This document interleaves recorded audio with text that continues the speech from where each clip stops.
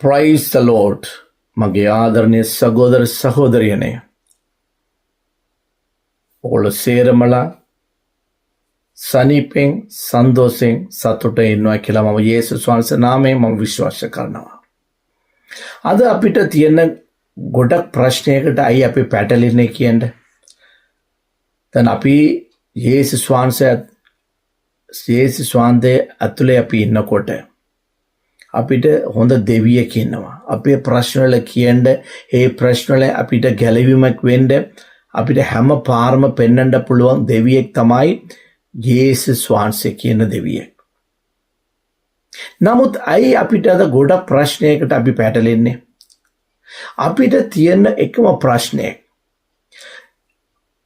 අපිට අපේ දෙවියෙක් අපිට හැම ආශාවක් දීලා තියෙනවා. අපි හිතපු හැමදේම අපිට ස්ථිර කරලා තියෙනවා. අපිට කිසි අඩුපාඩුවක් එයා කරලා නැහැ. එයා කියපු වචන වගේම අපිට හැමදේම, හැම ආශිර්වාදම අපිට, අපේ ළමයිලාට, අපේ පෞල් ජීවිතයට හැමදේම අපිට දීලා තියෙනවා. නමුත් අපිට ප්‍රශ්නයක්. ඒ ප්‍රශ්නේ ගොඩක් මිනිසුන්ට එන්නේ අපිට ආපු ආශිර්වාද, අපිට ලැබිච්ච දේවලින් අපි සතුටු වෙන්නේ. අපි බලනවා අර මිනිස්සයා මේම ඉන්නවා, මම මේ විදියට ඉන්නවා. එයාට හැමදේම ලැබිලා තියෙනවා, මට සම දේවල් ලැබිලා නැහැ. ඔන්න ඕවගේ අපි එකට එකක් අපි බලනවා. අරයට වැඩි, අපිට අඩු, අරයා හොඳින් ඉන්නවා, මට මේකේ අඩුපාඩුවක් තියෙනවා.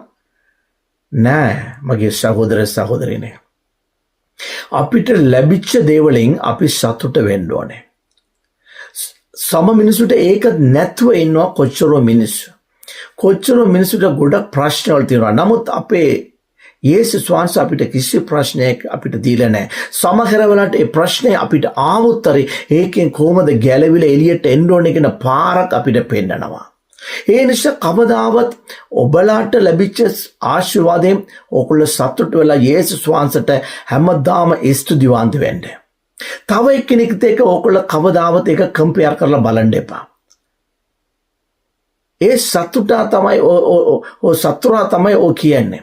ඔන්න බලන්න, ඔයා යේසුස් වහන්සේ ඇතුළට හිටියට ඔයාට වැඩි අර මනුස්සය හොඳින් ඉන්නවා. ඔයාට බලන්න දේවල් නැහැනේ. එයාත් යේසුස් වහන්සේ ඇතුළේ ඉන්නේ. ඔන්න ඕවගේ කියනවා. අපිට යේසුස් වහන්සේ අපේ ජීවිතයට ආපු දෙයක්ම මම හිතන්නේ, මම හැමදාම මිනිස්සුන්ට කියන්නේ, මට අනිත් ඒවල් නැති වුණත් ඇති කමන්නේ. මගේ ජීවිතේ යේසුස් වහන්සේ ආපු එකම මට ලැබිච්ච ලොකුම ආශිර්වාදයක්. ඒ ආශිර්වාද කවදාවත් නැතුව තියන්න ඕන කියන එක තමයි මම යාඥාන කරගෙන ඉන්නේ. මොන මොහොතේත් ඒක අපි නැති කරන්න හොඳ නැහැ.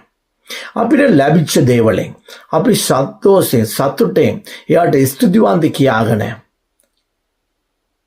අපි හරි විදියට, එයා හිතන විදියට, යේසුස් වහන්සේ හිතන විදියට එයා අපිට පියා වගේ ඉන්නවා, අපිට තාත්තා වගේ ඉන්නවා, අපි එයාගේ ළමයෙක් හැටියට අපි ඉන්නවා. අපිට ඒ අයිතිවාසිකම් අපිට දීලා තියෙනවා. ඒ නිසා ඔබලාට ලැබිච්ච සන්තෝෂ, ඔබලාට ලැබිච්ච ආශිර්වාද වලින් හැමදාම සන්තෝෂයෙන් සතුටින් ඉන්න. තව එකිනෙකට ඒක කවදාවත් කම්පෙයාර් කරන්න එපා. එහෙම කම්පෙයාර් කරලා ඔයගොල්ලෝ ගියා නම් ලොකු ප්‍රශ්නයකට පැටලෙනවා. ඒකෙන් ප්‍රශ්නේ තව ඉස්සරහට වැඩි වෙනවා. තව දෙයක් තමයි, ඕගොල්ලෝ ටිකෙන් ටිකට යේසුස් වහන්සේගෙන් අයින් වෙලා ආපොත් ඕගොල්ලෝ පාවට වැටෙන්න පුළුවන්. ඒ නිසා සමහර වෙලාවට කවුරුරි ඒ වගේ ස්ථානයේ ඉන්නවනම්, ඒ වගේ ප්‍රශ්නයකට පැටලලා ඉන්නවනම්, අද ඔබට මම කියන්න කැමති, ඕ සේරම පැත්තට දාලා ආපොත් එන්න යේසුස් වහන්සේ ගාවට. ඒ දෙවියා, ඒ යේසුස් වහන්සේ ඔබව ආශිර්වාද කරන්න, ඔබව ආපෝ හදාගන්න බලාපොරොත්තු වෙමින් ඉන්නවා. ඒක අතරින් එපා. ඒ දෙවියෙක් තමයි අපේ ජීවිත පුරාම හැමදේම කරගන්න පුළුවන් කෙනෙක්. ඒ නිසා කවුරුරි වැරදි පාරේ ඉන්නවනම් අද යේසුස් වහන්සේ ඔබට කතා කරනවා. ඔබව හදාගන්න. ආපෝ එන්න. මේ වචනයකට ඔබ ඇතුල් වෙනවා නම් යේසුස් වහන්සේ ඔබව බදාගෙන ඔබව හදන්න ලෑස්ති. ඒ නිසා මේ වචනයකට කන දෙන්න. ආශිර්වාදයක් ලබා ගන්න. May God bless you.